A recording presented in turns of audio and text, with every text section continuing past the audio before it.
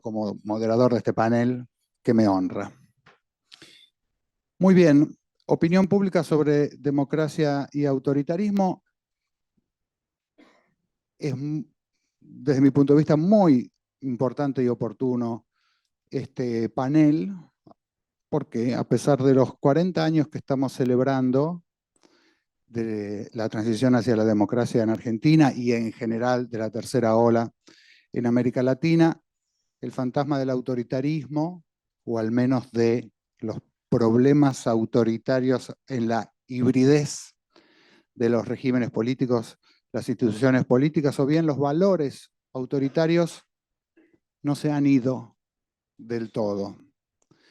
Y de manera entonces que el problema autoritario sigue presente. A fin de cuentas, como decía el libro señero de O'Donnell y Schmitter, las transiciones no se dan hacia la democracia, que nunca podemos dar por consolidada, sino desde el autoritarismo. Para entonces, para dar comienzo al panel, voy a nombrar a los panelistas, a los colegas que nos acompañan hoy. Empiezo por la izquierda, como comentarista de este panel va a estar María Eugenia Tesio. María Eugenia es doctora en Ciencias Sociales por la Universidad de Buenos Aires, donde se desempeña como profesora titular de Metodología de Investigación en Ciencias Sociales y como profesora adjunta de Opinión Pública. Es también profesora en la Facultad Latinoamericana de Ciencias Sociales Flaxo y además socia y miembro de la comisión directiva de la SAP. No menos importante. Carlos Gervasoni, doctor en Ciencia Política por la Universidad de Notre Dame y, como sabemos, una referencia académica en estudios sobre la democracia, el federalismo, la política subnacional, la opinión pública y la metodología de la investigación social. Autor de múltiples publicaciones, es Regional Manager del proyecto VIDEM y profesor y director del Departamento de Ciencia Política e Estudios Internacionales de la Universidad Torcuato de Tela y, por supuesto, socio y también ex miembro de la comisión directiva de la SAP. Finalmente, María Fernanda Boidi, doctora en Ciencia Política por la Universidad de Vanderbilt, Estados Unidos, directora de Trabajo de Campo y Colaboración Regional del proyecto Latin American Public Opinion Project, la POP, que produce sus ya célebres encuestas, sobre todo para nosotros, las más conocidas, las del Barómetro de las Américas, para todos los países de América Latina y el Caribe, y seguramente muy próximamente socia de la SAP. Muy bien, entonces vamos a comenzar con la siguiente modalidad. Voy a dar el micrófono primero a María Fernanda y después ya no intervengo más. La idea es que cada uno de los expositores y después María Eugenia como comentarista disponga de aproximadamente unos 20 minutos de exposición que yo voy a controlar con mi cronómetro. Para avisarles, si no llegaron a terminar, a los 15 minutos les voy a mostrar la tarjeta amarilla, Carlos, y cuando se cumplan los 20 minutos, si no terminaron, les voy a mostrar la tarjeta roja.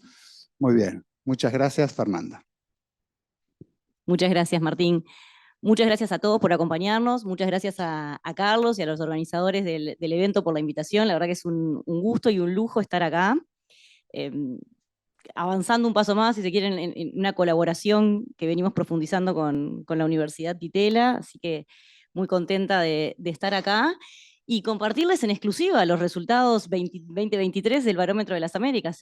Esta información que les voy a compartir como a modo de adelanto se va a presentar mañana en los Estados Unidos y nos gustaba tener esta oportunidad también de tener un ámbito de discusión acá en la región, pese a que dentro de unos meses estará también disponible el reporte en español. Brevemente contarles cómo estructuré esta presentación. Bueno, una breve introducción de lo que es la POP, para aquellos que no conocen, hablar de las actitudes democráticas y los distintos caminos que hemos detectado en nuestros estudios de opinión pública, a través de los cuales se puede llegar o se ha llegado a ellas. Y por último, hablar de un tema que no necesariamente está sobre la agenda de discusión de las democracias, pero que debería y tiene que ver con la movilidad humana.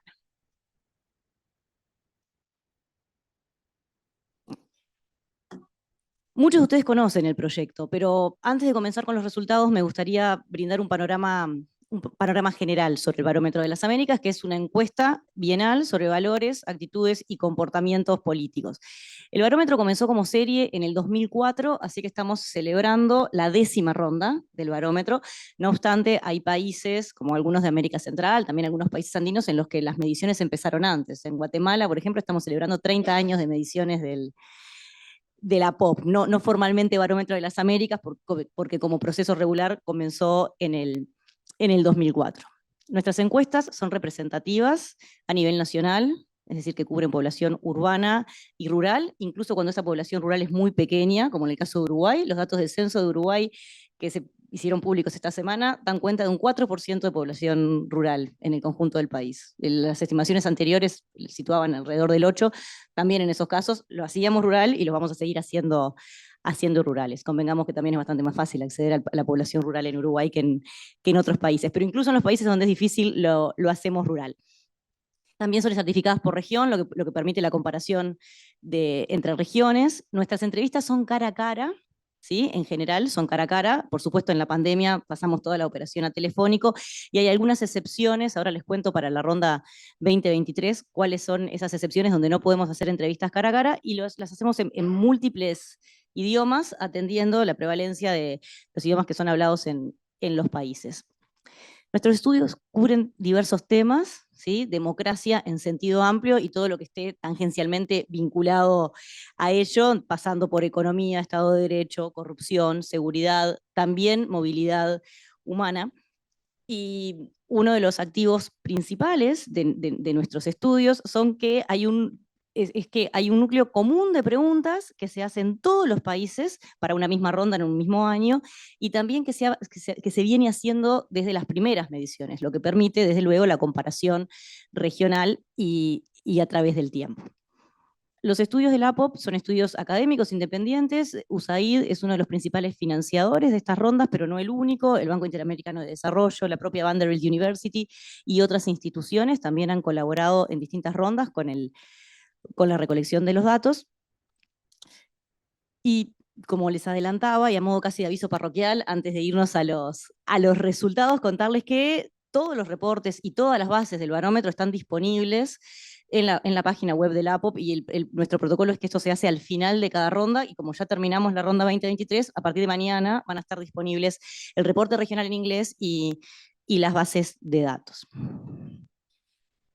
Esta ronda 2023 cubrió 26 países de Américas y el Caribe, haciendo al menos 1.500 entrevistas por país, como les decía, estratificadas regionalmente y con cuotas de sexo y edad.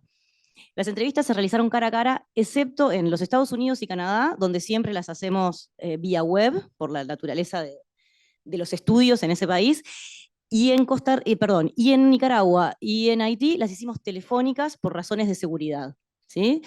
En Nicaragua, de hecho, las hacemos telefónicas con llamadas desde el exterior de Nicaragua, las llamadas las hacemos desde Costa Rica con encuestadores nicaragüenses para preservar la integridad de los encuestadores en el terreno, digamos, para evitar ponerlos en riesgo.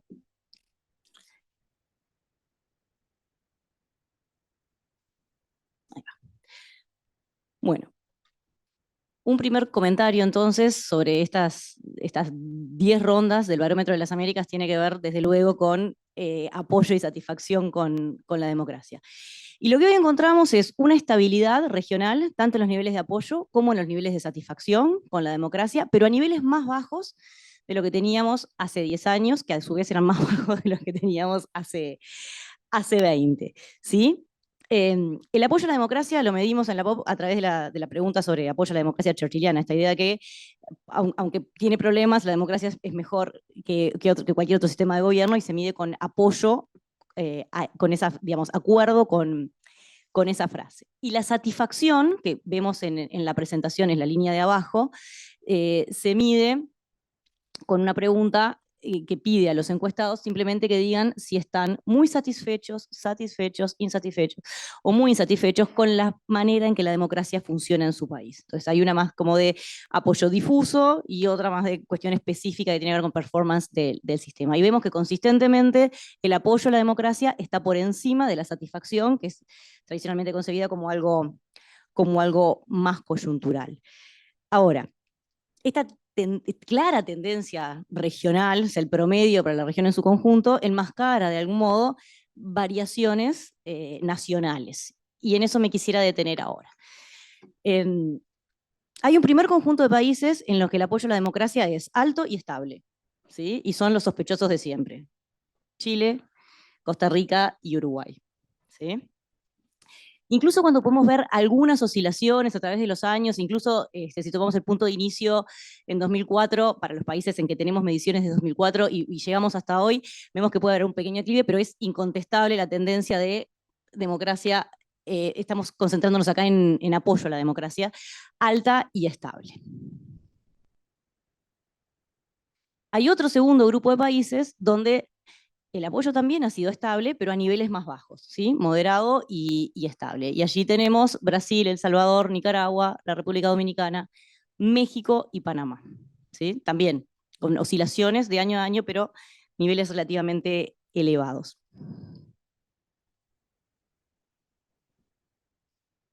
Ahora vamos a otros que se han mantenido estables, pero a niveles bastante más bajos, ¿sí? Y es un grupo conformado por Bolivia, Ecuador, Guatemala, Paraguay y Perú, donde estamos de mitad de tabla o de mitad de tabla para abajo, si vemos los porcentajes de población que expresa acuerdo, ¿sí? O alto acuerdo con esta idea de que la democracia puede tener problemas, pero es mejor que cualquier otra forma de gobierno. Por último, un subconjunto de países en los que ha habido un marcado declive en los niveles de apoyo a la democracia, encabezado por la Argentina, que cae casi 20 puntos desde la primera medición del 2008, que se encontraba en 90%, hasta 70% en la última encuesta del Barómetro de las Américas. ¿Sí? Ups. Ahora, a pesar de estas trayectorias diferentes, hay algunas regularidades, ¿sí? Y sobre eso me gustaría, gracias, en eso me gustaría concentrarme ahora. Si miramos a la región en conjunto, nuevamente, vemos cómo el apoyo a las instituciones políticas centrales es más bien bajo, ¿no? La institución que recibe más confianza, y que tampoco es un montón, o sea, ese 54%, esto es personas que en una escala de 1 a 7 expresan los valores de 5, 6 y 7, que son los que eh, expresan mayores niveles de confianza. Si nos vamos ahí, bueno, la institución que recibe más confianza son las Fuerzas Armadas. Y como suele suceder en la región y en el mundo, la que recibe menos confianza es el legislativo, ¿sí? Entonces, tenemos en promedio, otra vez, dando las distancias nacionales, niveles relativamente bajos de confianza en las instituciones, ¿sí? Y la confianza en los tres poderes del Estado se ha mantenido muy baja. O sea, en el entorno del 30%, también con oscilaciones, pero en los últimos años vemos niveles bastante bajos de confianza en estas tres instituciones políticas claves. Ahora, las tendencias no son homogéneas, ¿sí?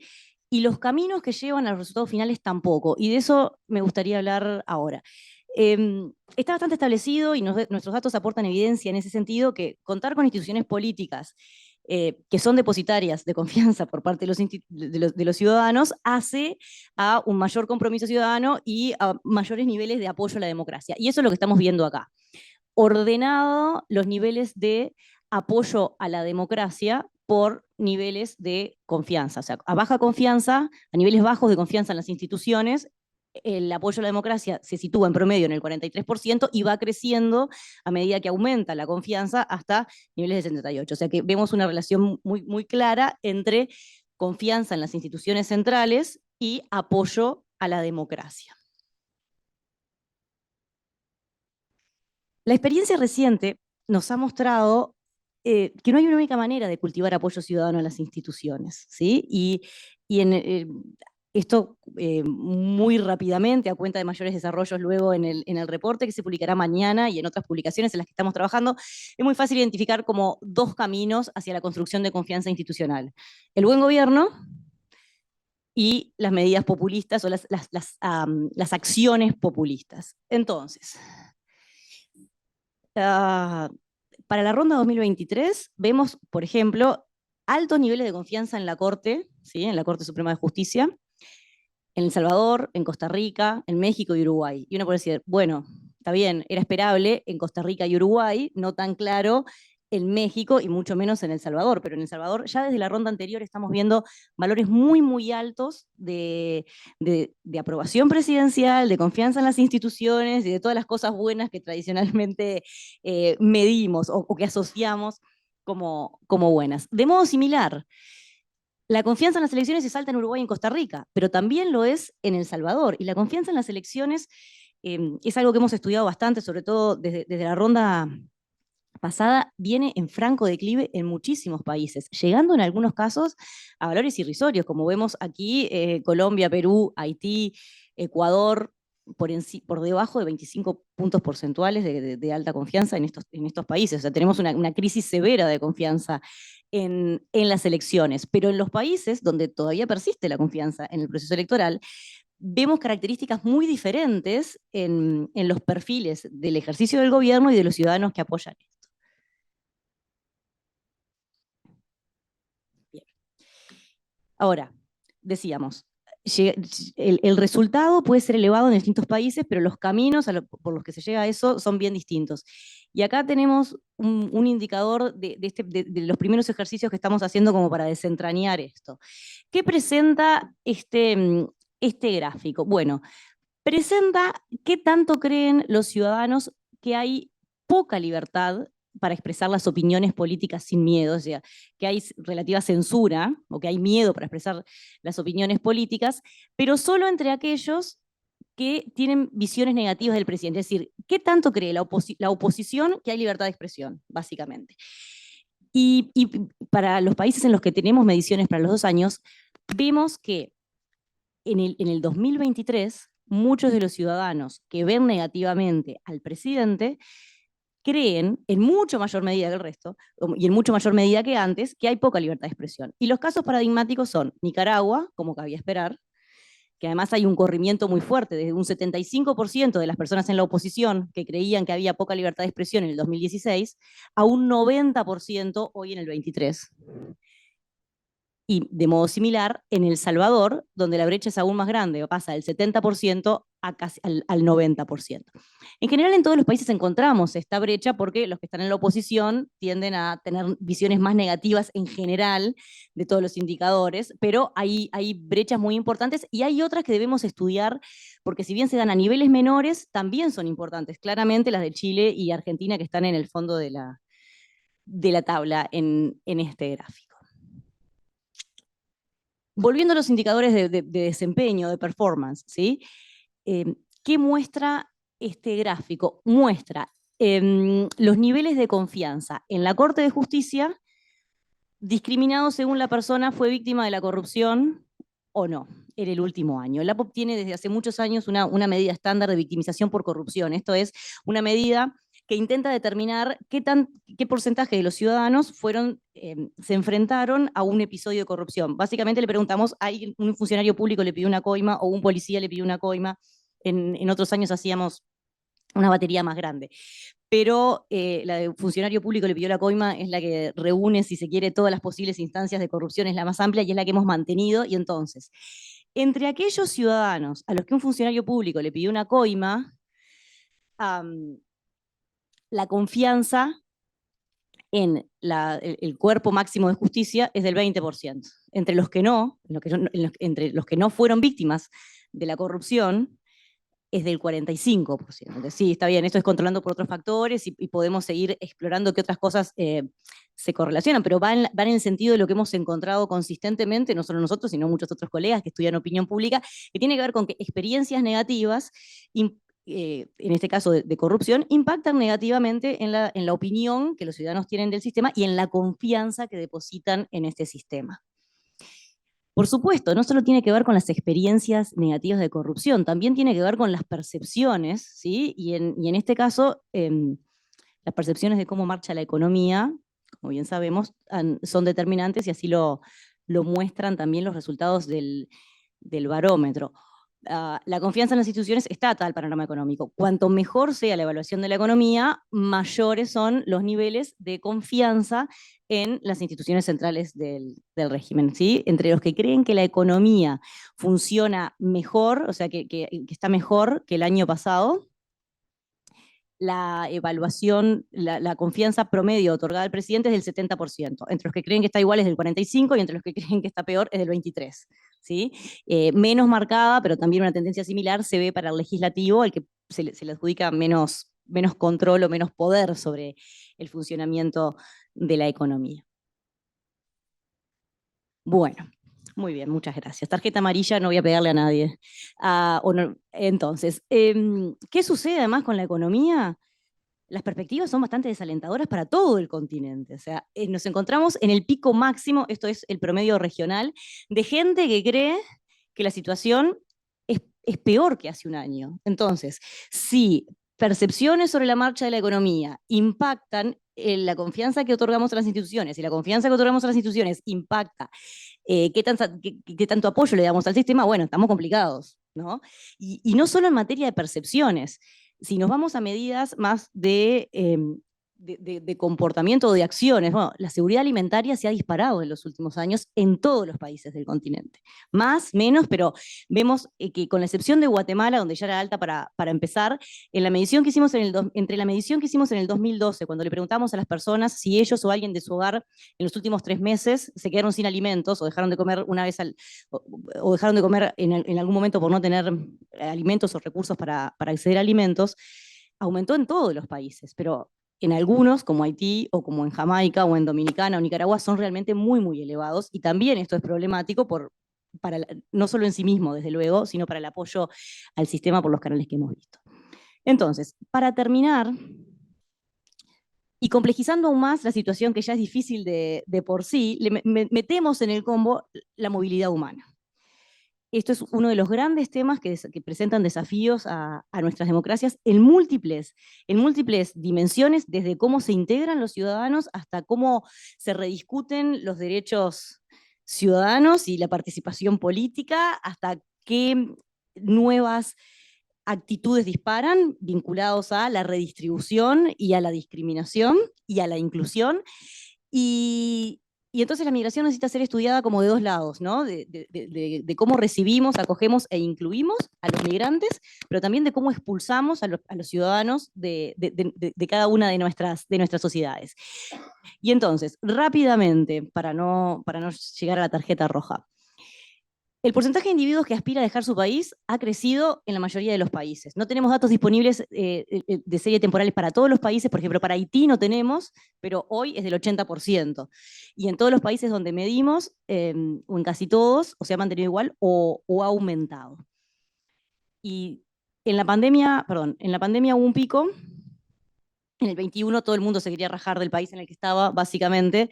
Bajamos a niveles un poco más normales en el 23, pero seguimos estando por encima de la medición prepandémica y al alza.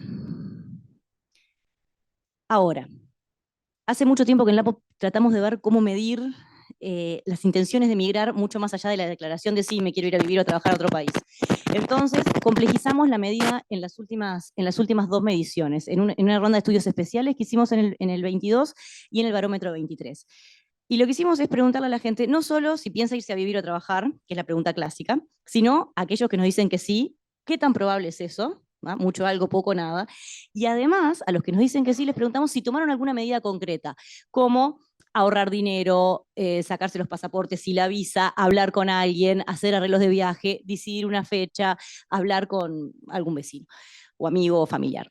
Y entonces acá la situación cambia mucho, ¿no? Entonces, ¿qué presenta este gráfico que tiene datos para los países en los que incluimos la batería completa de migración, que no se incluyó en todos los países, se incluyó solo en un grupo selecto?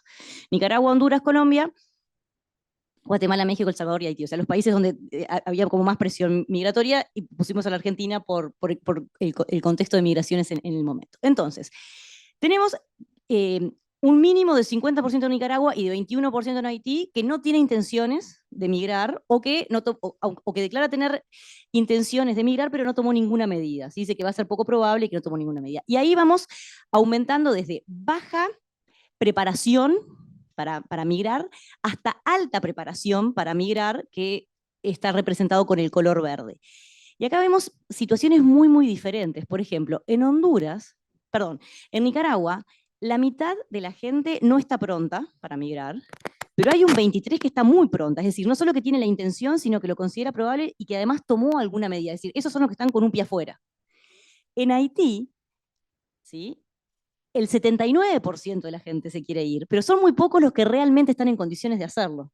Entonces, eso presenta un panorama muy complejo para los países en términos de ciudadanos que están allí pero no quieren estar, y que abre todo un nuevo abanico de posibilidades en relación a cómo se relacionan esos ciudadanos con el resto de los ciudadanos, cómo se relacionan esos ciudadanos con sus autoridades, cuál es el apego de estos ciudadanos a las normas y a las instituciones y a los otros ciudadanos, que tratamos de medir con este score, ¿no? Con este puntaje de preparación para migrar, porque yo creo que el gran desafío que tenemos los que estudiamos opinión pública, los que estudiamos democracia en general, tiene que ver con miradas más complejas hacia los fenómenos. Ayer lo decía Jaworski, hoy lo veíamos en alguna de las mesas.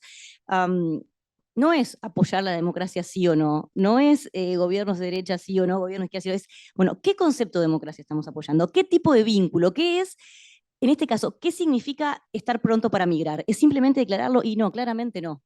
Entonces, me parece que el desafío y la invitación, otra vez, a que todos puedan hacerlo si así lo desean con los datos una vez estén disponibles, es miradas más complejas, ¿no?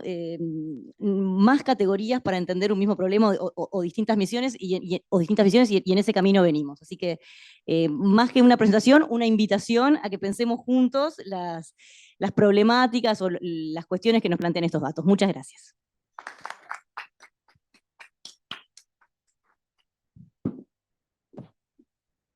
Bueno, muchas gracias Martín por la presentación. No sé si hiciste bien en dejarla Fernanda participar en esto sin la ficha de afiliación, pero bueno, somos una universidad pluralista.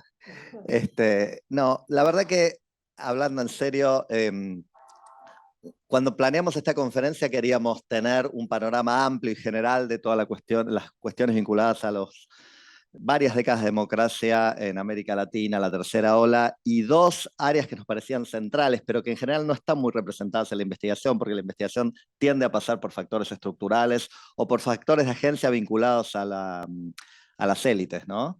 Eran el factor internacional, y para eso tuvimos una mesa ayer, una muy buena mesa con Juan Gabriel Tocatlián, Michael Kopich, Aníbal Pérez Liñán y Marian Neuer, todos los cuales han producido investigación importante sobre los factores internacionales que ayudan o dificultan el establecimiento de regímenes políticos democráticos. Y la otra era la parte de la opinión pública, de la gente, que al final del día es la base de la democracia.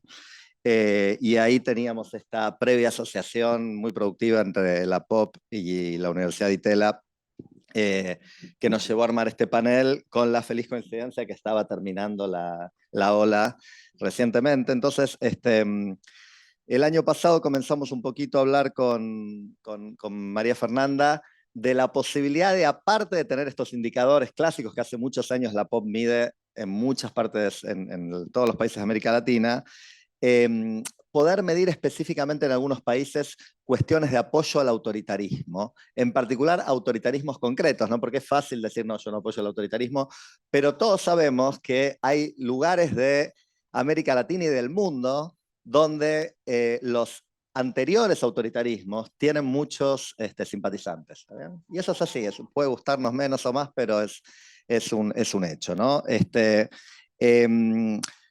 Hay toda una literatura muy bien representada en esta conferencia, por ejemplo, por Scott Mainwaring y Aníbal Pérez Liñán, que habla de los compromisos normativos de las élites, los sectores centrales de la política con la democracia, pero no tanto mirando a la opinión pública como uno de esos actores, ¿no? La pregunta es, ¿qué pasa cuando los actores autoritarios que se van y dejan paso a la transición mantienen simpatía, mantienen estructuras, mantienen partidos? mantienen a veces, como en Chile, enclaves autoritarios, ¿no? En particular cuando tuvieron algún éxito en policy, cuando les hicieron algo bien, ¿está bien? Digamos, el contrafáctico para los argentinos, en el que yo pienso mucho, es la Argentina gana la guerra de las Malvinas, ¿está bien? Eso hoy parece una locura, ¿no? Pero en realidad los expertos en estas cuestiones nos dicen, no sé si ganar es la palabra, pero fue una guerra. Los ingleses perdieron un montón de barcos y hubo batalla de verdad, ¿no? Y no era una locura llegar a un acuerdo, ¿no? Entonces, imagínense en ese... Bueno, yo digo, un poco en chiste digo, capaz que lo teníamos al hijo de Galtieri, de presidente de Argentina hoy en día, ¿no? O sea, uno podría imaginarse, bueno, el fáctico de eso es Martín Torrijos bueno, en Panamá, ¿no?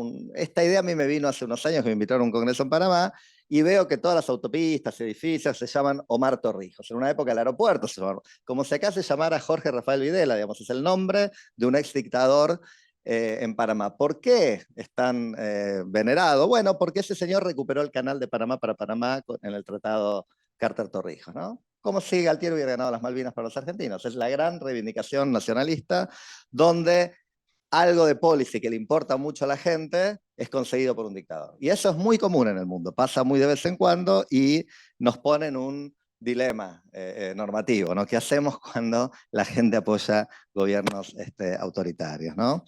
Hay un libro al que quiero hacer referencia que se llama Life After Dictatorship, Authoritarian Successor Parties Worldwide, que lo escribieron, son editores Lockstone y Mainwaring, donde hay una serie de ensayos sobre varios lugares del mundo donde esto pasa, ¿no? Donde hay partidos que vienen de las entrañas del régimen autoritario y mantienen popularidad a posteriori. Para hablar de casos que todos conocemos, partidos comunistas de Europa del Este que han mantenido bastante vitalidad por bastante tiempo, el PRI mexicano, ¿no? La UDI en Chile. La UDI en Chile es casi una continuidad del pinochetismo del gobierno militar. Ha cambiado, ha pasado muchas décadas, pero bueno, originalmente era eso, ¿no? Y a Pinochet no le iba muy mal en sus plebiscitos y con sus candidatos presidenciales, sacaba 40% de los votos en Chile, había evidentemente ahí apoyo a algo. Y aún en el caso de completo fracaso, ¿no? Porque la Argentina, la dictadura militar argentina del 76 al 83 fue un fracaso en todo. O sea, bueno, vino fundamentalmente a, voy a decir entre comillas, poner orden frente a la violencia guerrillera de izquierda y paramilitar de derecha, porque había una guerra civil al interior del peronismo, donde se mataban las facciones de montoneros con la Alianza Anticomunista Argentina que sponsoreaba Perón, Isabel Perón y López Rega del gobierno, y a poner orden a la economía argentina que después del post-Rodrigazo, después del Rodrigazo fue un desastre, y fracasó en lo económico absolutamente. En la cuestión de la guerrilla efectivamente la eliminó, pero todos sabemos cómo, con un nivel de terrorismo estatal increíblemente elevado para estándares internacionales y ciertamente para la historia argentina. Y sin embargo, ese gobierno militar que después encima termina perdiendo la guerra de las Malvinas en total descrédito, deja un montón de sucesores. O sea, no deja un partido, ¿no? No hay un partido. Pero en varias provincias argentinas, ciertamente Tucumán, un caso que quienes siguen Argentina conocen, un ex general gobernador de Tucumán durante la dictadura militar, uno de los generales más duros de la represión en la Argentina, es elegido democráticamente gobernador de Tucumán, lo mismo en Salta, lo mismo en Chaco, lo mismo en 3 municipios del Gran Buenos Aires, cosa que yo no sabía y aprendí por un paper de esta conferencia. En esta conferencia hay un paper que se llama El origen conservador de los partidos vecinalistas, análisis y contexto de los 3 casos exitosos de Gran Buenos Aires en tiempos democráticos, donde el autor es Alejo Gastone Andrade, donde los intendentes Ubieto de Tigre, Acef de Moreno y Gropi de Esteban Echeverría habían sido delegados de la dictadura militar como gobernantes de esos municipios, y la gente después va y los vuelve a elegir. O sea, no es raro este fenómeno, ¿no? Entonces, frente a eso, con la amabilísima colaboración de Fernanda y la Pop,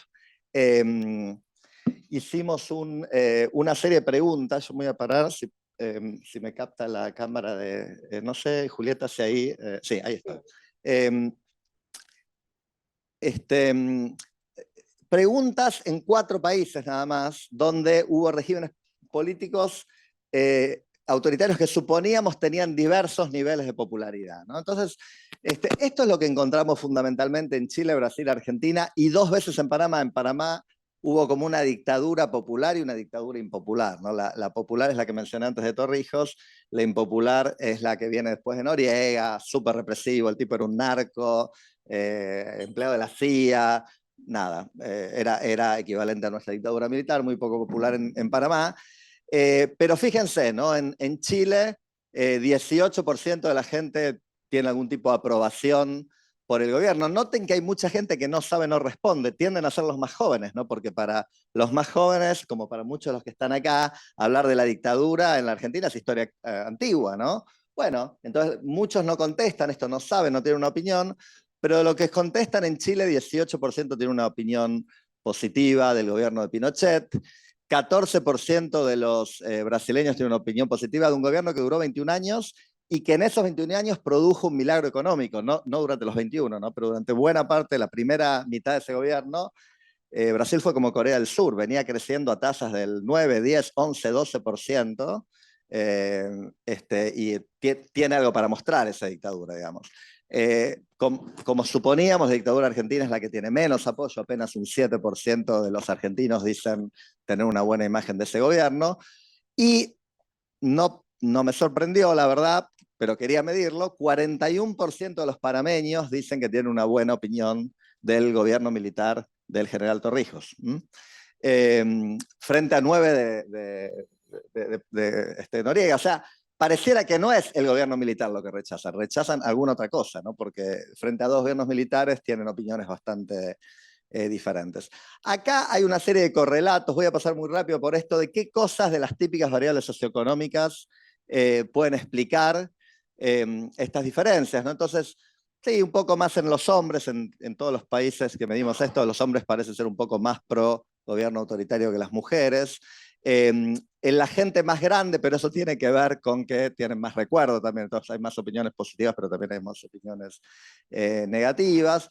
Los niveles de riqueza, hay alguna correlación al revés de lo que a lo mejor uno podría suponer. Hay más apoyo al gobierno militar entre los pobres que entre los ricos, pero no por mucho, digamos, ¿no? El título está mal, ¿no? Dice, perdón, un error, hombres, personas más grandes y más ricos. En realidad, fíjense que entre la clase baja, el low, 21% apoyan a gobiernos autoritarios contra 18, 16 en las clases altas, pero básicamente no es una diferencia grande, no es una diferencia muy, muy pequeña. Bueno, y por supuesto la edad, o sea, no saber, no tener una opinión correlaciona mucho con la edad, los más jóvenes no tienen una opinión, las mujeres tienden a tener menos opiniones que los hombres sobre esta cuestión, y también la correlación que uno espera por educación. La gente más educada opina un poco más de estas cosas porque sabe más que la menos educada, ¿no? Ahora, ¿quiénes tienen esta nostalgia? Estos de Argentina. Los hombres un poquito más que las mujeres, siempre a niveles muy bajos, ¿no? Solamente el 9% de los hombres tienen una buena opinión de esto. Por edad no hay una cosa muy importante hasta las edades más altas, digamos, las personas que vivieron la dictadura, 56 años en adelante, tienen una opinión un poquito mejor de la dictadura de que las que no la vivieron. Bueno, acá ven lo mismo en Brasil, patrones muy parecidos, hombres y personas más grandes. Lo mismo en Chile. Por educación, también notable acá, ¿no? Por educación un poquito más de apoyo a la dictadura de Pinochet entre los sectores menos educados, pero siempre a niveles muy bajos, ¿no? Apenas el 26%. Panamá, Torrijos, más apoyo a los hombres, o sea, ese patrón se mantiene en los 4 países, ¿no? Más apoyo a las personas más grandes, también el mismo patrón. Bueno, lugar de residencia, rural, urbano, la diferencia es pequeña. Bueno, voy a pasar muy rápido para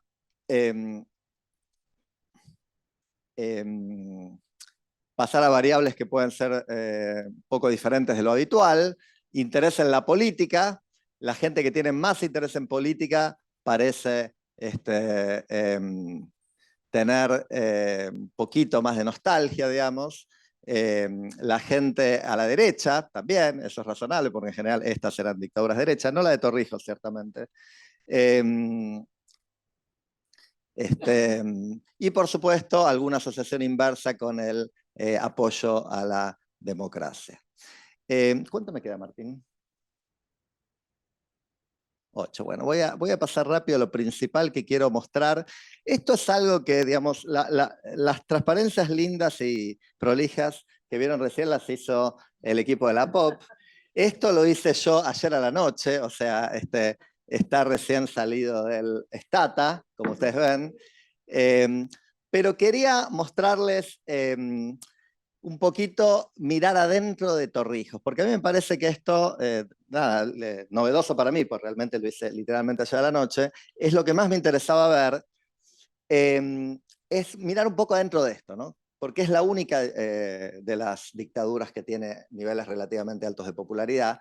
Cuando uno le saca el no sabe, no responde, o sea, que yo acá quité a esos mayormente jóvenes que no tienen opinión de ese gobierno. Para darles una idea, Torrijos murió en un accidente de avión un poco sospechoso en el año 81, creo que fue. O sea, es un hecho ya lejano en la historia. 63%, perdón, voy a volver para atrás. Discúlpenme. Quiero apoyar. Ahí está, 63%, 64% tiene una opinión buena o muy buena de ese gobierno. 26 dicen ni buena ni mala y solamente 9% mal. O sea, son números bastante contundentes, ¿no? Entre la gente que opina. Lo crucé por una serie de cosas para ver algún patrón. ¿Qué podíamos encontrar? Por ideología autodeclarada de los panameños. Fíjense, 71, 65, 60, o sea, los niveles de apoyo son muy altos en todos lados, bajan un poquito en la gente que se declara centrista. Y esto tiene algún sentido, ¿no? Pero la gente más extrema a izquierda y derecha, en una dictadura que podríamos llamar nacional popular, por decir así, porque por un lado obtuvo consignas, cosas muy nacionalistas del canal, etcétera, y por el otro lado fue una dictadura más bien redistributiva, inclusiva, apoyo en los dos extremos de la escala ideológica. Según apoyo a la democracia, fíjense, no importa mucho cuánto apoyan a la democracia los panameños, en todos lados, los que están muy de acuerdo con la democracia y menos de acuerdo, el apoyo al gobierno de Torrijos es muy elevado en todos los segmentos, sin un patrón muy claro. Acá hay dos preguntas en el cuestionario de la POP sobre si se justifica un golpe de Estado en algunas circunstancias. Uno de ellos es cuando hay mucha delincuencia. Y también otra pregunta que intenta medir apoyo real a la democracia, que es, ¿usted prefiere un sistema donde haya elecciones libres o un sistema donde haya una renta básica universal para todo el mundo, ¿no? Como si estoy dispuesto a sacrificar el derecho a elegir mis autoridades para que haya una suerte de seguridad económica. Y de nuevo, fíjense que sí, un poquito más apoyo a Torrijos entre los que creen que un golpe se justifica que entre los que no, pero no es una diferencia tan grande, ¿no? Y el mismo apoyo esencialmente entre los que apoyan elecciones y los que apoyan un sistema de renta universal. Por nivel socioeconómico, sí, amarilla, bueno, muchas gracias. Por nivel socioeconómico, el único segmento donde hay un poquito menos de apoyo, poquito menos, fíjense, 57 contra un promedio del 63, y 13 de rechazo a Torrijos contra un promedio de 9, es el nivel socioeconómico medio. En el resto, apoyo en niveles bajos, medios bajos y altos de la sociedad panameña. Por educación, la gente que más apoya al gobierno de Torrijos es la de menos educación. Fíjense, 77% de los panameños de baja educación tienen una buena opinión.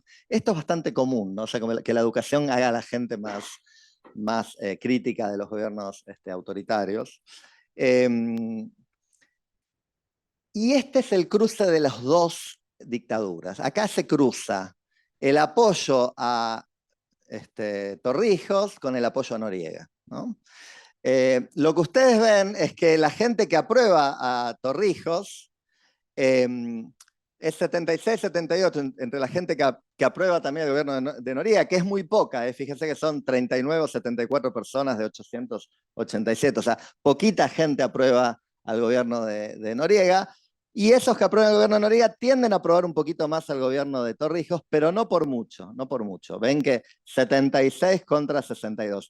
Estas medidas de acá abajo, B de Kramer y gamma, expresan coeficientes de medidas de asociación que están en torno del punto 0,9, punto 16, o sea, correlaciones bajas, ¿no?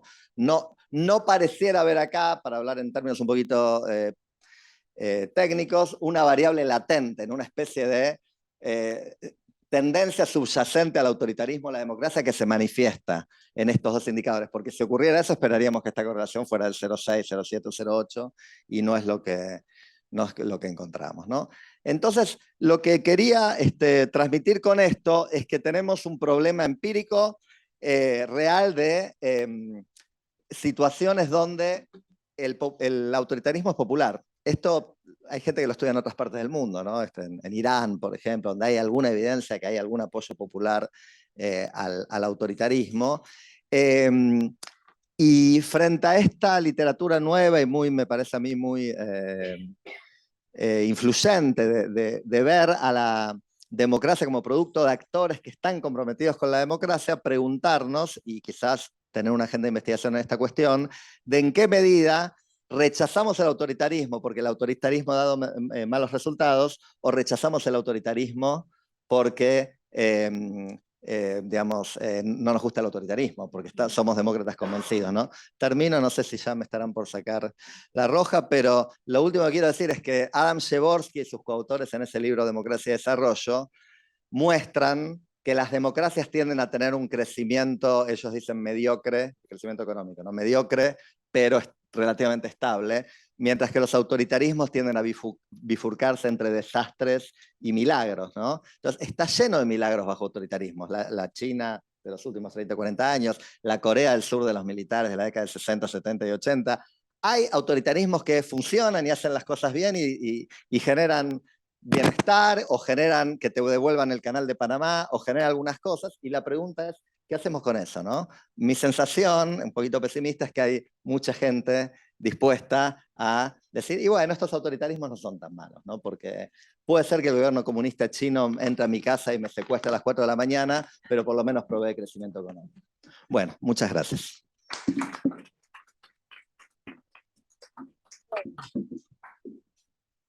¿Uso este? Está. Hola, ahí está. Bueno, antes que nada, quiero agradecerles haberme convocado, haber tenido el privilegio de poder ver estos datos antes que mucha gente. Bueno, yo soy más cualitativista. No obstante, hice una lectura de estos datos, que son un montón, entonces hice un PowerPoint para que traten de seguir un poco el razonamiento, que está en un... Invertí el sentido, porque primero vi lo de Carlos y después lo de Fernanda, pero bueno, para un poco de cuestiones que se me fueron despertando, y después tengo una chapa de un estudio que yo ya venía viendo y que había presentado en la UBA, que tiene mucha relación. Entonces todo el tiempo, que por ahí para mí se copiaron un poco de lo que hace la POP porque es más antiguo, pero no estoy acusando a nadie, pero todo el tiempo me remitía a ese estudio que yo ya había visto en julio y diciembre, y había cosas que podían contactarlo. A ver, hay cuestiones que quisiera destacar de estos informes, y de este informe particularmente de la POP. Son 40 años de democracia. Me parece que es sumamente importante poder evaluar cómo las sociedades de Latinoamérica en general y de cada país en particular perciben esa democracia a 40 años en el caso de Argentina, y como dijo Martín, a 40 o 30 décadas en otros países latinoamericanos.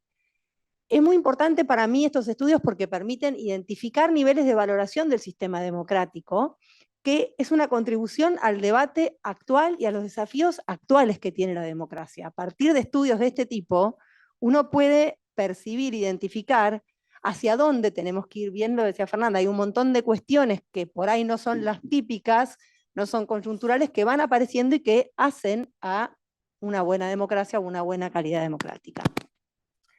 Por otro lado, también creo que conocer las sociedades, evaluar el desarrollo del sistema en estas décadas, todo este tiempo que pasó, es un aporte sin duda a mejorar nuestras democracias. Nos ayuda, nos da insumos, nos da elementos para que podamos de ir mejorando las democracias que tenemos y perfeccionándolas. Y también es importante dar cuenta de los logros y de las deudas que tiene la democracia y los desafíos que hay que enfrentar, que no son los mismos, como bien marcaba Fernanda, en todos los países latinoamericanos, pero que hay cierta tendencia a cuestiones más comunes. Entonces, lo que yo tuve presente cuando leía los datos fueron estas cuestiones. Perdón que ande así porque no veo con mis anteojos de acá ya, con este tamaño de anteojos.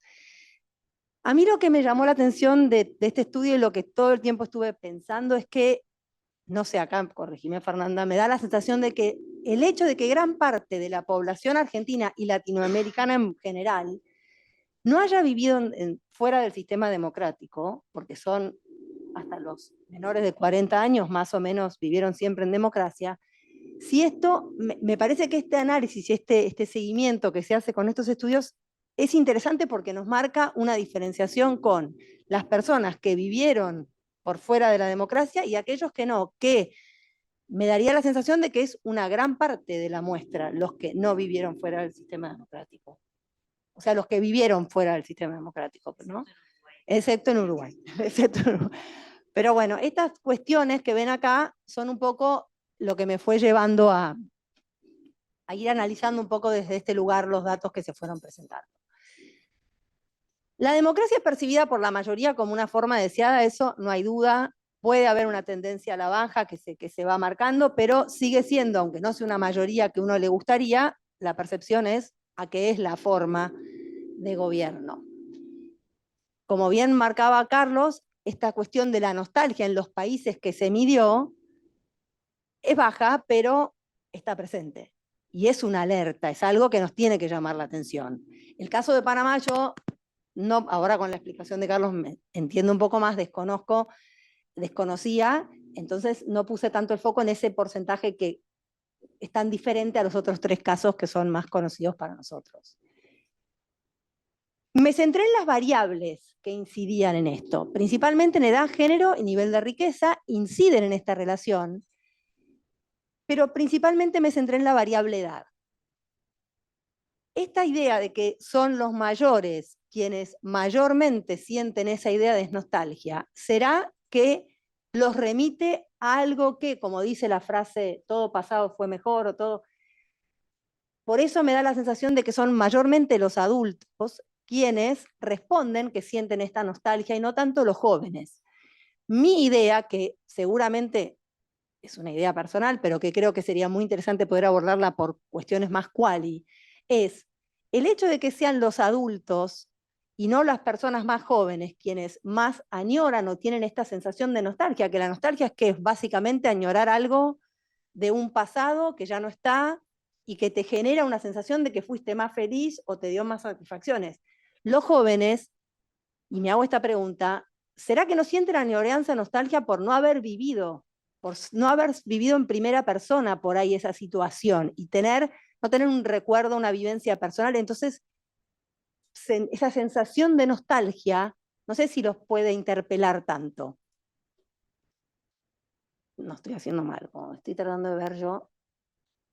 Esto lo asocio un poco con el porcentaje de no respuesta. Y mi pregunta es, cuando se cruza la no respuesta es mayor en jóvenes que en adultos. Me dio que era un poco esa sensación. Y de vuelta, sin ser reiterativa, retomo esta idea. Yo creo que en parte se debe a esta falta de vivencia. Con eso no estoy diciendo que todos los jóvenes no pueden opinar sobre si hay nostalgia o no, pero los veo como que están en una situación un poco diferente. Pueden pensar que la democracia es un sistema bueno, mejor o peor, pero no sé si esa sensación de nostalgia, de algo que pasó y fue mejor, o esa sensación de pérdida o de recuperar algo, que tampoco si es en los adultos tiene tanto que ver con una necesidad de volver a eso que era mejor, sino esa idea, ¿vieron? Cuando uno tiene nostalgia de algo, y por ahí es una nostalgia un poco tóxica, porque no está bien ahora, entonces piensa que ¿no? Lo de antes era mejor, pero en verdad es un pensamiento tóxico absolutamente, como con una relación, como un vínculo. Ponés a pensarte para atrás y decís, bueno, la verdad no era tan óptimo. Estoy mal ahora por otras situaciones, pero pensar que lo pasado era mejor. Entonces, Después la cuestión de la variable ideología, que las personas de derecha son los que manifiestan mayor nostalgia, me parece que hay una, como decía acá Carlos, tiene una relación, hay una cierta tendencia a ello, y también lo asocio con este surgimiento de figuras en Latinoamérica o de partidos políticos e ideologías bastante más de derecha, ¿tá? Que están surgiendo y que siempre estuvo, pero que por ahí ahora, más en el caso argentino, por ahí pensando, empiezan como a tener más protagonismo. Entonces, después hay un cruce, que no sé si lo llegaron a ver bien, que es con la nostalgia y la relación con la insatisfacción al funcionamiento de la democracia. Y los mayores son quienes manifiestan mayor nostalgia y son los que están más desconformes con la democracia, con el funcionamiento de la democracia. Esto me pareció como súper interesante, que son quienes presentan más nostalgia y a la vez quienes están más desconformes con esta situación de la democracia actual o con lo que la democracia actual les trae.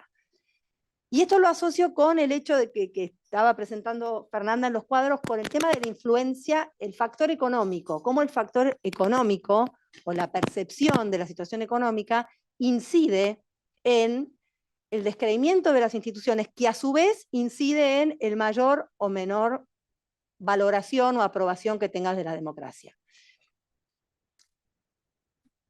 La confianza en las instituciones está sujeta a la situación económica, esto se ve claramente en casi todos los datos que presentó Fernanda. Hay una relación entre la mayor insatisfacción económica y el mayor descreimiento con las instituciones, con la mayor valoración que hay a la democracia. Y creo que esto pone que el hecho de percibir que las instituciones son débiles, percibir que las instituciones son corruptas, que no se te dan respuestas económicas o sociales a tus demandas, a tus satisfacciones, te lleva necesariamente a tener una imagen de la democracia más floja, que ves que la democracia te está fallando en un punto. Hay más confianza, cuanto más confianza tenés, hay una mayor valoración, y creo que esa confianza se debe a las respuestas que a vos personalmente te da la democracia. El menor apoyo a la democracia y la mayor insatisfacción se relacionan con el mayor porcentaje de migración. Eso no, me generó una duda. No mostré el cuadro, pero... Perdón. No lo mostré el cuadro porque iba rapidito y ya me estaban por echar del partido. No había esa relación. No hay relación. Ok, esa era una duda que me surgió. Me pareció súper interesante, y acá, bueno, pasé otra cosa rápido, esta cuestión de la inmigración, de medirla como un termómetro también para medir la calidad democrática, porque se está dando en un montón de países de la región, y esta idea de analizar el deseo que manifestás con, efectivamente, si lo estás accionando, me parece súper interesante, y me parece que es un tema que debería estar en la agenda de cualquier gobierno actual latinoamericano, pues es un tema no solo de la recepción, como bien decía, sino de ver por qué se da. Y después tenía preguntas de si el pico en pandemia se había dado porque todo el mundo quería estar en otro lado menos en su país, y bueno, había una cuestión bastante... Y esto, Martín no me mostró la tarjeta amarilla todavía, pero bueno, voy a hacerlo más rápido. Este es el estudio al cual yo hacía un poco de referencia cuando leía los datos. Es un estudio de COPES, de la Facultad de Sociología. Es una encuesta que se hizo en Argentina, pero que acá yo no tuve, yo tampoco, los cuadros no los podía bajar, hice foto y los pegué. Chicos, sepan disculpar, pero tengo serias limitaciones con el PowerPoint a veces. Y acá no se hizo la misma pregunta, y yo como profesora de metodología no podría estar comparando esta pregunta, pero me generó una situación que medio que las copiaron. Todos nos copiamos de Michelet y Rose, es del 97 bueno, la pregunta. Está bien. Y acá le hicieron como una modificación. Y acá lo que me llamó la atención, no me llamó la atención, me dio bastante satisfacción, que hay un 71% que considera que la democracia es el mejor sistema de gobierno, la mejor forma de gobierno. Pero hay un porcentaje que no me parece menor, de un 14,2%, que si encima mirás las personas que creen que no los interpela el tema, dicen que en una circunstancia X, un gobierno autoritario podría ser preferible por sobre la democracia. Acá puede haber una cuestión de nostalgia, de un recuerdo, ¿no? No sé, no lo puedo ver, pero a mí la diferencia que vi con respecto al estudio presentado por acá, por mis colegas, es que cuando haces el cruce por edad, cuando hacen el cruce por edad, los jóvenes, en este caso, son los que mayormente señalan que en una situación determinada, los jóvenes si ahí lo ven, de los hasta 29 es más significativo, son un 18%, después el porcentaje baja a 14%, son los que mayoritariamente creen que un sistema democrático sería mejor, un sistema autoritario sería mejor uno democrático. Entonces, de vuelta, retomo ese concepto que me pareció genial de la nostalgia. Cuestionan la democracia y piensan que hay un sistema que puede ser mejor a la democracia, porque no tienen vivencias de lo que es vivir por fuera de la democracia en primera persona, y es como que también perciben que la democracia es algo como el aire, que no es un sistema o una forma de gobierno, sino que los valores, el Estado de Derecho que genera una democracia, en un punto son como, en un punto son como el aire que respiro, que no se cuestionan, que van a estar siempre, y por eso tienen esta idea de que por ahí, para las insatisfacciones que ellos tienen, o que pueden percibir, otro sistema diferente les puede resultar mejor. No tienen nostalgia por un régimen anterior, pero tampoco perciben que este sea el régimen adecuado. Lo veo como una nostalgia futura de creer que hay algo que es mejor, pero sin tomar conciencia de lo que cuesta y lo que hay que cuidar a la democracia y lo difícil que es vivir por fuera del... No estoy haciendo un ataque a los jóvenes, estoy mirando a los jóvenes con cara de... Pero, no sé, me llevó a preguntarme estas cuestiones. Voy rápido para terminar. Hay una coincidencia con la POP en cuanto al funcionamiento de la democracia, que es claro, la percepción del funcionamiento es bastante baja y que funciona bastante mal. Después, cuando haces este cruce con respecto al funcionamiento, también ves que los que peor ven que funciona la democracia o sienten que funciona la democracia son las personas mayores, son las personas de mayor edad.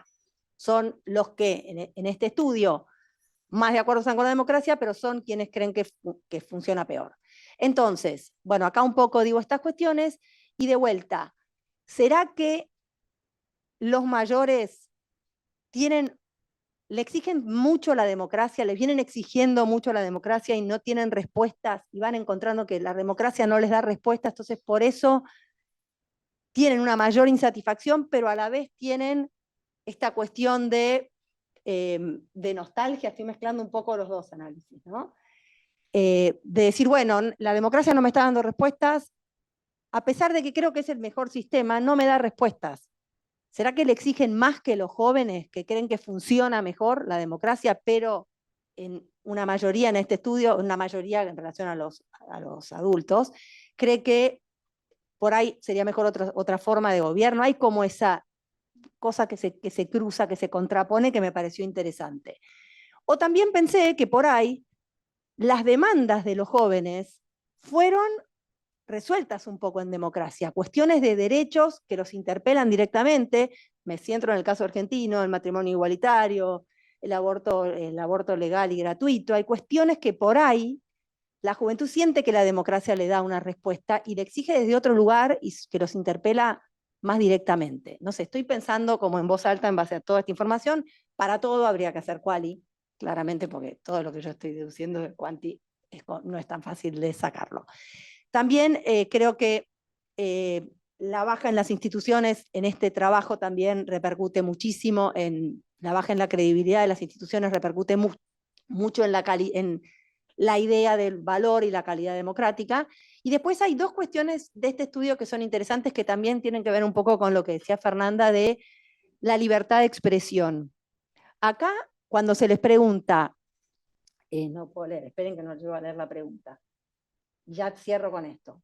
Cuando se les pregunta ¿cuál cree que es la cuestión más importante que la democracia debe asegurar a los ciudadanos? Increíblemente no dicen cuestiones coyunturales, sino que las dos principales cuestiones que aparecen son la libertad de expresión y por otro lado, las elecciones limpias, que también en el informe de Fernanda eso aparecía, ¿no? Había una cuestión de elecciones libres que se remitía a eso.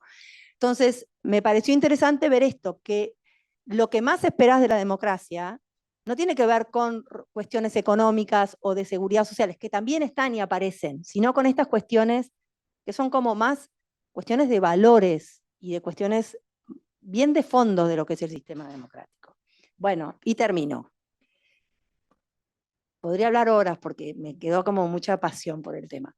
Bueno, claramente la democracia es la forma de gobierno preferible y por suerte arraigada, no en los porcentajes que uno desearía por ahí, en Latinoamérica y en Argentina. Los estudios muestran que hay un bajo porcentaje por una nostalgia frente a regímenes autoritarios o a esta idea de que el régimen, que otro tipo de régimen autoritario podría ser mejor, que me parece que no se debe descuidar. Y es esta cuestión de la añoranza de un pasado autoritario mejor, así como el desencanto de la democracia como sistema ideal, no se tienen que minimizar y no tienen que ser pasados por alto, porque son como pequeñas alertas que se deberían analizar y tratar de profundizar con estudios cualitativos para ver qué es lo que genera esto. Y esto es como, la democracia nosotros la cuidamos entre todos, es una responsabilidad de todos, como ciudadanos, cuidar la democracia. Y estos llamados de atención, para nosotros los que estudiamos y para ustedes que se están formando en carreras afines o que aspiran a, son cuestiones que no podemos pasar por alto y que tenemos que poner el foco, y aunque sean porcentajes bajos, son cuestiones súper importantes y que hacen a la estabilidad democrática en toda Latinoamérica, ¿tá? Que tenemos una historia bastante reciente de continuidad democrática ininterrumpida que todavía necesita ser cuidada y recalculada todo el tiempo para poder ajustarlas a los cambios que se van dando. Bueno, basta. Gracias.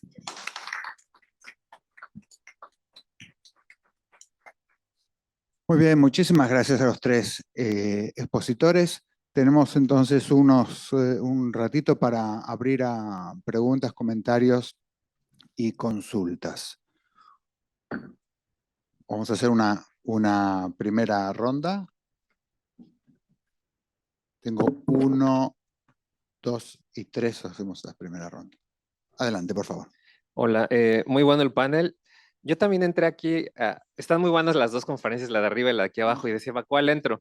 Y yo entré a esta precisamente con esa pregunta en la mente de que, bueno, sabemos que los principales actores políticos, sus preferencias normativas con la democracia ayudan a explicar la estabilidad del tipo de régimen. Pero pues, ¿qué pasa con los ciudadanos? Porque los ciudadanos al final del día son quienes votan a estos líderes. Y lo que decía ayer Przeworski, a veces la democracia, los ciudadanos son quienes toman las decisiones y a veces los ciudadanos acaban escribiendo una historia que a lo mejor no nos gusta. Entonces, yo estoy pensando en la elección del año próximo en México y en otras mesas. México es un caso de erosión democrática. No ha habido un quiebre democrático, pero es un caso de erosión democrática. Se ha profundizado la militarización, el ejército espía periodistas, se está haciendo court packing. Y a mí me preocupa mucho que pase el próximo año. La pregunta es, ¿por qué? Y mi intuición es que Morena se va a reelegir. ¿Por qué la gente estaría dispuesta a votar por un partido, por un proyecto que claramente está erosionando la democracia? Y entonces, esta pregunta en concreta, Carlos decía, bueno, a veces la gente apoya un régimen autoritario porque hay buen policy performance, pero México fue de los peores en desempeño de mortalidad en COVID después de Perú. La economía no está creciendo. Entonces, a pesar de un mal policy performance, ¿por qué la gente va a votar por un régimen que está destruyendo la democracia? Entonces, a lo mejor es algo muy enfocado en México, pero en términos generales, una pregunta, ¿por qué la gente, los ciudadanos, estarían dispuestos a apoyar a un régimen autoritario?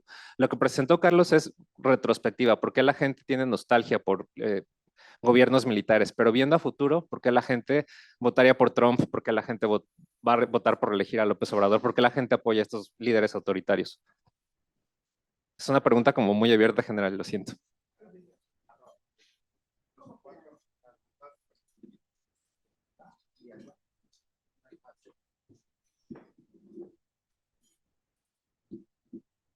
Bueno, muchas gracias por las presentaciones. Mi pregunta surge a partir de lo que mencionaba Eugenia al final de las conclusiones, que es que justamente los mayores le piden mucho a la democracia, o esto puede ser una suposición.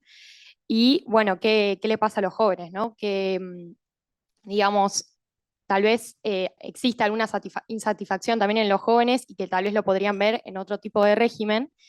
Y esto, mi pregunta es, para todos en general también, si podría deberse al nivel económico. O sea, entiendo que ustedes mencionaban en los slides de la POP que había una correlación entre el bajo desempeño económico y la insatisfacción con las instituciones democráticas.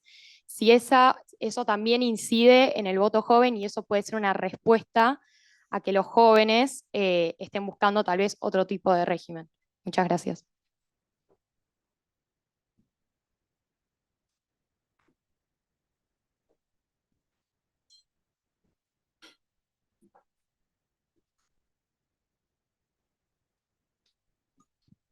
Bueno, primero y principal también, como los demás ya dijeron, gracias por las presentaciones. Y mi consulta era, bueno, también para los tres expositores, que tiene que ver con que, más que nada, sí, está bien, hay varios países que ya han tenido y se han mantenido en un nivel bajo de apoyo y creencia hacia las instituciones o hacia el gobierno en sí, pero también, ¿qué pasa con aquellos que han empezado a bajar ese nivel de confianza?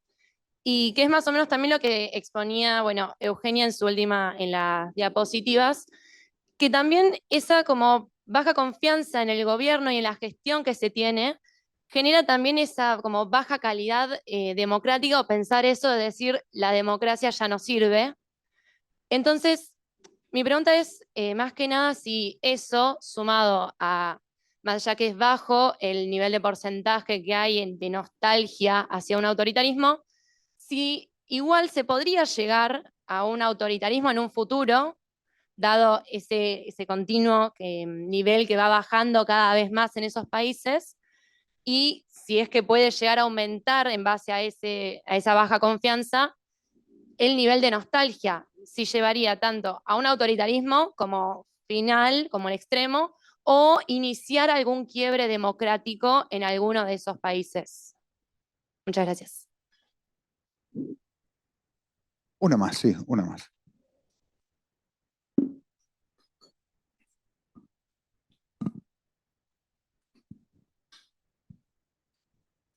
Buenas tardes. Lo mío no es tanto una pregunta, es más bien un comentario dirigido a Eugenia y más un intento de cruce de datos. El otro día estaba en una charla en la UBA donde el GESID, a cargo de Ezequiel Ipar, realizó o presentó más bien un informe donde realizaron distintas encuestas con esta misma temática de lo que vos presentabas, pero más bien llevado a grupos donde se separaron por votantes.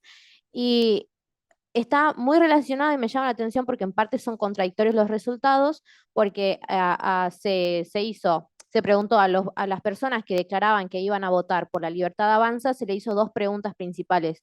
La primera era qué tan de acuerdo estaban con la legalización de la pena de muerte y segundo, qué tan de acuerdo estaban con que en caso de ser necesario y que haya una eventualidad económica, se realice un golpe de Estado a cargo del partido que principalmente apoyaban.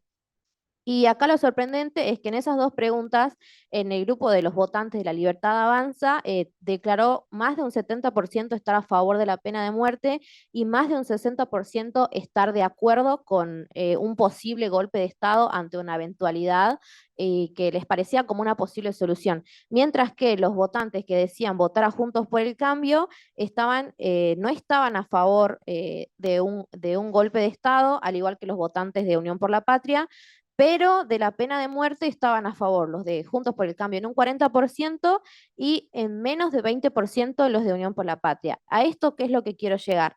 Que tanto los niveles de violencia en el discurso, esto visto en la pregunta sobre la pena de muerte, como la desvalorización de la democracia por la debilidad de la institucional, se ve reflejado en la pregunta sobre estar de acuerdo o no con un golpe de Estado y al mismo tiempo pensando que los votantes de la Libertad Avanza por lo general son jóvenes. Esto es como que se contrasta muchísimo con los datos que mostrabas al mismo tiempo de que tal vez no es solo una desvalorización o una añoranza por el autoritarismo, sino que también en esta encuesta se refleja cómo también son los jóvenes los que están de acuerdo en que si es necesario se puede llegar a un golpe de Estado como algo aceptable. Ese sería más o menos mi comentario, espero se haya entendido, gracias. Bueno, muchas gracias. Bueno, sigo tirando esto. Tengo más preguntas que respuestas. O sea, por cada pregunta que me hacían me surgían como más preguntas, pero en todo caso socializarlas. Y creo que algunas de las ideas o notas que tomé sin que lleguen a ser ideas elaboradas, capaz que apuntan a más de un comentario.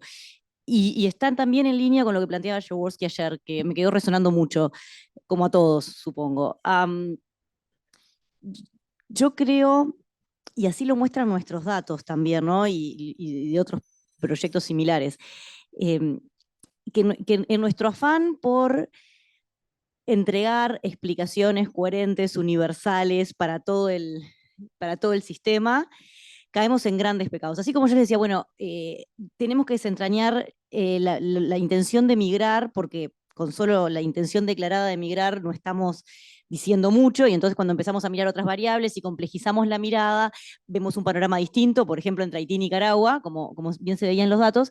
Yo creo que con la democracia está pasando lo mismo. Nosotros seguimos volviendo a las variables de apoyo a la idea de democracia, satisfacción con el desempeño de la democracia, y no tenemos muy claro, porque no lo estamos relevando, qué tiene la gente en la cabeza cuando habla de democracia. Estamos hablando de la definición minimalista, que estamos hablando de elecciones libres y justas, estamos hablando de una definición maximalista de todos los derechos para todos, inclusión y nuevas generaciones de derechos. La gente tiene distintas cosas en la cabeza, y a veces la gente ni siquiera tiene cosas en la cabeza en el sentido de que no tiene conceptos claros asociados a qué es democracia. Sí, la democracia es buena en general, en el discurso, ¿sí? No todos estamos preocupados por la democracia, eso es lo otro. Entonces, nosotros estamos hiper preocupados por la democracia, pero somos un conjunto chiquititito que hablamos entre nosotros. ¿No? Como hablamos entre nosotros, creemos que están todos preocupados igual que nosotros, pero no es el caso. Entonces, ¿por qué esto? ¿Por qué la gente vota opciones no democráticas? Primero, porque a veces no las conceptualiza como opciones no democráticas. A veces porque aunque se trinca un poco los dientes antes de votarla, es mejor en su cabeza que otras opciones. A las pruebas de la Argentina me remito. A veces porque aunque las considere no democráticas, valora más fuertemente otras opciones que eso le ofrece, como garantía de seguridad y prosperidad, ¿sí? O porque vota porque no le importa en lo más mínimo la política y el vecino es candidato local y le arrimó la lista. Es decir, no pensemos en el votante blanco-negro o en el votante súper complejo e informado. Hay muchos distintos tipos de votantes. Y yo creo que para poder empezar a entender las dinámicas de estos procesos electorales tan complejos y tan atípicos, que como veíamos ya no son tan atípicos porque no son aislados, tenemos que empezar a pensar en cuestiones reales, tenemos que ver cómo complejizamos nuestros electorados, o cómo complejizamos o cómo tenemos miradas más complejas sobre la ciudadanía, porque la ciudadanía no existe. Lo que existe es la sumatoria de ciudadanos que tienen distintos intereses, distintos valores, y antes capaz que podíamos encontrar regularidades un poco más profundas y más fuertes, pero ya no. El factor económico seguramente es un factor que impacta, lo vemos, o sea, impacta, y muchos colegas que están estudiando cómo cambian de signo los gobiernos, están viendo que, bueno, y es como la regla de oro, no es la economía estúpido. Si al gobierno le va más o menos bien en la economía, hay más chance de que se mantenga ese partido en el poder. Si le va mal, controlando por todo lo demás, hay más chance de que haya cambio de signo. Y a medida en que, digamos, tampoco tenemos tan claro qué está pesando relativamente más para los jóvenes, ¿son los valores postmateriales o es tener un empleo seguro? ¿Ah? Sí, puede estar debajo de esto. Necesitamos analizar más, necesitamos que más gente analice más. Yo sé que estoy pesada con esto de la invitación a los datos, pero realmente, o sea, hay tanto para explorar. Bueno, sobre el declive de la confianza. Nos preocupa que baje la confianza. Pero exceso de confianza tampoco es bueno, lo vemos en los sistemas populistas, ¿sí? Lo vimos en Venezuela en su momento, lo vemos en El Salvador hoy, porque cuando hay demasiada confianza, lo que se extiende es una especie de cheque firmado, o sea, cheque en blanco a los gobiernos, y eso no está bueno. ¿Por qué es importante la confianza? A mí me llamó mucho la atención en una entrevista cuando en la pandemia el presidente Lacalle, el presidente de Uruguay, se había puesto de moda en los medios argentinos y paseaba por todos los canales. En un momento le dijeron, bueno, pero qué bien, presidente, usted tiene una evaluación muy alta, ¿no? Es de los presidentes mejor evaluados en su desempeño en América Latina. Y dijo, bueno, sí, está bien, pero a mí más que eso me importa la confianza. Y ahí yo me quedé como mirando la entrevista con más atención, porque sí, dice, porque más importante que la evaluación del presidente que va y viene es la confianza. Y eso es realmente así. Me pareció muy interesante porque además la confianza está menos vinculada a las chances electorales del partido que a otras cuestiones que nos preocupan más a nosotros, los hiper preocupados por la democracia. Porque ¿cuál es el truco de la confianza? Y la confianza te permite pasar épocas malas, ¿no? ¿Por qué es importante la confianza? Porque si un gobierno recibe confianza o si una polis recibe confianza, o sea, si todas sus instituciones, el pueblo, la ciudadanía está más dispuesta, ¿sí?, a pasar el trago amargo, ¿sí?, a apoyar para entender. Entonces, es muy importante como reservorio para la persistencia, la pervivencia del sistema como tal.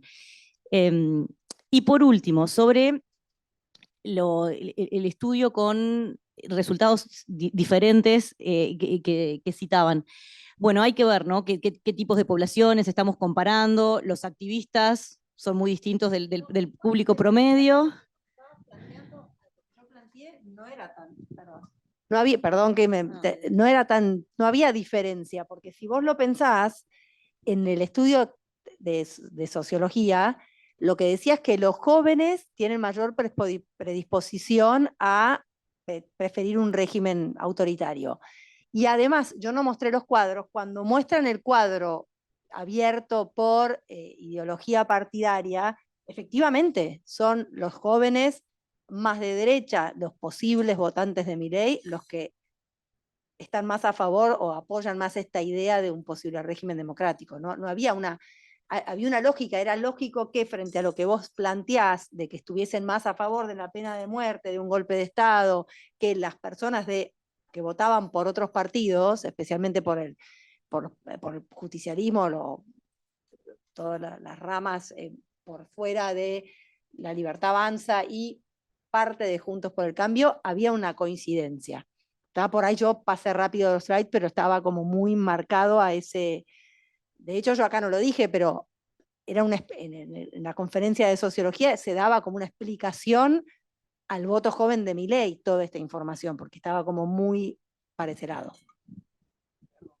Creo que estamos bien, pero me parece que la respuesta es, bueno, necesitamos desmenuzar y escudriñar más y complejizar los abordajes. Gracias. A ver, yendo a tu pregunta sobre por qué se votaría por un gobierno que erosiona la democracia, ¿no? Yo di un solo ejemplo, porque estaba pensando en Torrijos, y es bastante obvio, no voy a entrar ahora en la historia, pero hizo una reforma agraria, serie de cosas mejoraron en Panamá, lo del canal que es simbólicamente importante. Bueno, delivery, algo entregó a la gente que la gente quería. Pero bueno, me voy a superponer un poquito con la respuesta que ya dio Fernanda, pero no es nada obvio que un gobierno erosiona la democracia para la mayor parte de la gente, especialmente en estos contextos de gran legitimidad democrática en el mundo, lo cual hace que los erosionadores, los voy a llamar así, lo hacen disimuladamente, gradualmente, muy inteligentemente encubrir los hechos con palabras. ¿Está bien? Entonces, quienes hemos vivido en países de América Latina y de otras partes del mundo también, donde ha habido intentos de erosión o erosiones reales, en general van cubiertos con una pátina ideológica súper, o sea, para ponerlo en ejemplos concretos de la realidad argentina, que la mayor parte de los que están acá, o sea, lo que para uno puede ser, para mí, por ejemplo, un inaceptable y descarado uso político de los medios públicos. Entonces viene Néstor y Cristina Kirchner, agarran la televisión pública y la ponen al servicio, ni siquiera del peronismo, al servicio de ellos dos. ¿no? Y hay un programa que se dedica a criticar opositores, que se llama 678, véanlo en YouTube, ¿no? Viene un colega mío acá en la universidad y me dice, bueno, pero eso está justificado, porque así hacemos más, hay más voces, hay más democracia. Entonces, lo que yo leo como una violación, este otro tipo que tiene un doctorado también, lo ve entonces, hay una disputa real, ¿no? Yo estoy 100% seguro que tengo razón, sueno soberbio, ¿no? Pero el otro discurso existe también. Entonces, el otro discurso existe. Entonces, te meten a un político súper corrupto como Amado Boudou o Cristina Fernández de Kirchner, lo condena un juez por corrupto. Bien, la democracia funciona, checks and balances. Lawfare, te grita el otro, hasta el Papa te grita lawfare. No, porque acá porque son luchadores populares. Entonces, hay una niebla ideológica sobre todo que hace que vos ya no sabes qué creer. ¿Está bien? Entonces, imagínate si tenemos debates entre gente que vemos la política y que creemos compartir un piso valorativo común, y después, como dice Roberto Gargalela, estamos en desacuerdo sobre los hechos, no sobre los valores. O sea, ¿es lawfare o es un juez que está haciendo su trabajo, ¿no? Entonces, imagínate un ciudadano común, no le queda muy claro que López Obrador está... cuando critica al Instituto Electoral, para meterme en algo que conozco poco, ¿no? ¿Qué hace? ¿Está tratando de debilitar una institución de la democracia o está peleando contra la casta de jueces y funcionarios que ganan $10.000? Y vino alguien acá ayer y preguntó eso, ¿no? Como los discursos circulan, ¿no? Entonces, bueno, diferentes interpretaciones de los mismos... entonces, hay una dimensión eminentemente constructivista en toda la política. Esto es, la interpretación de los hechos es clave en toda la política. Hay realidad dura y pura y hay narrativas y construcciones que son siempre importantes, ¿no? La tercera cosa es que yo insisto, de policy performance, pero también está la gente que vota por valores que le importan mucho, ¿no? Entonces, me parece que esto lo que es la derecha, el populismo de derecha que vemos emergiendo con Trump o en muchos lugares de Europa, es sobre reivindicaciones medio valorativas, identitarias, de los blancos, la clase trabajadora blanca que se siente desplazada por el affirmative action o en Europa por los emigrantes de Medio Oriente, lo que fuera, y les importa eso, les importa mucho, y aunque no esté directamente vinculado a su... está vinculado a su identidad y mucha gente vota por esas cosas, ¿no? Para poner un ejemplo desde la izquierda, la cantidad de gente que se dice democrática, ahora ya no tanta, y te apoyaba el régimen de Cuba, ¿no? Porque hay algo de valorativo, qué sé yo. Yo he hablado con mucha gente de esto y al final del día te dicen, y tenés razón, yo me estoy contradiciendo, pero siento tan fuerte sobre Cuba que soy demócrata, salvo en el caso de Cuba, ¿no? Bueno, entonces... la otra cosa que viene bien por el caso argentino es que la gente vota por alternativas. Yo no sé muy bien quiénes son las alternativas a Morena en México, o alguna idea tengo, pero acá, por ejemplo en Argentina, sería una locura decir, che, un 56% de los argentinos se convirtieron en anarcocapitalistas que quieren un mercado de órganos. Obviamente no hay nada que se parezca a eso, pero tenían que votar entre este señor Milei y otro señor que muchos consideramos, un señor de 140% de inflación anual y 42% de pobreza, el ministro de Economía de la Argentina, que muchos consideramos, bueno, nada. Entonces, y también una amenaza a la democracia, ¿no? Bueno, no tengo muchas alternativas, ¿no? Y después está la cuestión de la cancha inclinada.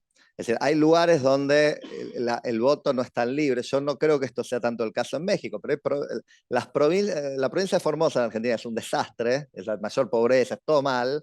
La gente reelige al gobernador cada 4 años con el 72% de los votos, ¿no? Ahí hay el famoso cancha inclinada, recursos del Estado absolutamente a favor del oficialismo. Todo esto te hace una mezcla de posibles motivos por los cuales puede perfectamente ocurrir que un gobernante o un candidato antidemocrático sea democráticamente apoyado por la gente, ¿no? En otro panel, traigo algo de otro panel. Yo en otro panel dije algo sobre el peronismo. El peronismo, vos pensá que ha tenido hasta ahora, me parece que ahora está muy deteriorado, un enorme apoyo popular en la Argentina. El peronismo es un partido fundado por un coronel golpista que fue vicepresidente de un gobierno militar, que tiene una historia de violencia y autoritarismo, que según Scott Mainwaring del 46, y Aníbal Pérez Liñán del 46 al 51 gobiernan bajo un gobierno semidemocrático y después básicamente autoritario del 55, 51 al 55. Y nadie duda que tiene enorme apoyo popular o tenía enorme apoyo popular, ¿no? Entonces hay como... lo que quiero traer de otro panel recién sobre erosión es, decía Santiago Basabe en otro panel de Flaxo México, bueno, ¿qué vamos a hacer? Bukele es clarísimamente autoritario, es el presidente más popular de América Latina, digamos, ¿no? Uribe tenía un montón de prácticas autoritarias represivas. Entonces, termino volviendo a la referencia que hizo Fernanda al discurso de ayer de Przeworski. Przeworski en un momento dijo muy sutilmente, lo dijo al pasar casi, yo no hablo de democracia liberal porque la democracia es inherentemente liberal. O sea, la democracia implica que la gente pueda elegir al gobierno y pueda deshacerse del gobierno, y eso requiere que tengas el derecho al voto, el derecho a asociarte para un partido, el derecho a que nadie te coercione para votar de una forma u otra. Y decir democracia liberal en el otro sentido de que haya checks and balances, qué sé yo, eso ya es más. Lo que se requiere es ese mínimo, ¿no? Y entonces lo que se requiere es que cuando Bukele quiera, o como ya lo está haciendo, usar su popularidad y sus mayorías en el Congreso para empezar a cambiar las reglas, para que nunca más lo puedan sacar del gobierno y eventualmente convertir a ese gobierno en un gobierno no democrático, eso no puede ocurrir. Pero está medio en la esencia de la democracia que va a haber intentos, porque la gente que se postula para ser gobernantes lo hace porque le gusta gobernar, le gusta el poder, y no le gusta que le limite el poder. Entonces hay algo esencial a que el día que alguien gana una elección democrática, tiene que haber algo que lo limite, ¿no? Bueno, yo simplemente adhiero a lo que estuvieron comentando y agregar una cuestión con respecto más a la cuestión de los jóvenes que plantearon un poco. Yo creo que con estos datos uno no puede explicar o hacer explicaciones, puede marcar situaciones, pero tiene que hacer datos y profundizar sobre cuestiones que necesitan ser profundizadas para poder entender el porqué de estas cuestiones. Sí se marca una tendencia que se puede segmentar por ciertas variables, que es muy interesante, y es el puntapié para poder tratar de buscar explicaciones a través de otras metodologías. Y después estoy de acuerdo con lo que dice Fernanda. Nosotros somos un nicho muy específico. Creo que gran parte de la población no se cuestiona la democracia y, como bien decía Fernanda, tiene concepciones diferentes de la democracia, definiciones diferentes. Entonces yo creo que hay como esa cuestión que es súper importante también. No estamos todos analizando desde la misma óptica o con los mismos conocimientos o con los mismos intereses. Uno a veces por ahí vota a un frente, a un partido, a un candidato que puede tener ciertos rasgos autoritarios porque está buscando un cambio y no repara en eso, repara en su metro cuadrado. Bueno, esto no da más, no sé, ni idea, habla de venta de órganos, no lo va a poder hacer, habla de, bueno, tiene que pasar, bueno, no estoy de acuerdo con nada, bueno, lo voto igual porque quiero un cambio, quiero un trabajo estable, busco otra cosa que hasta ahora no se me estuvo dando.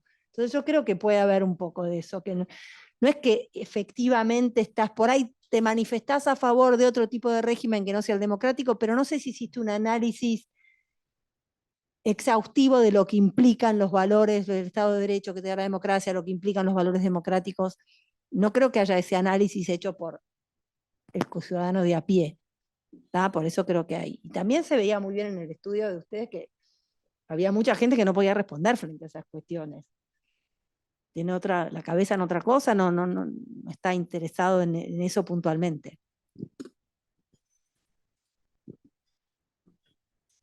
Estamos ya sobre la hora y se nos enfría el café.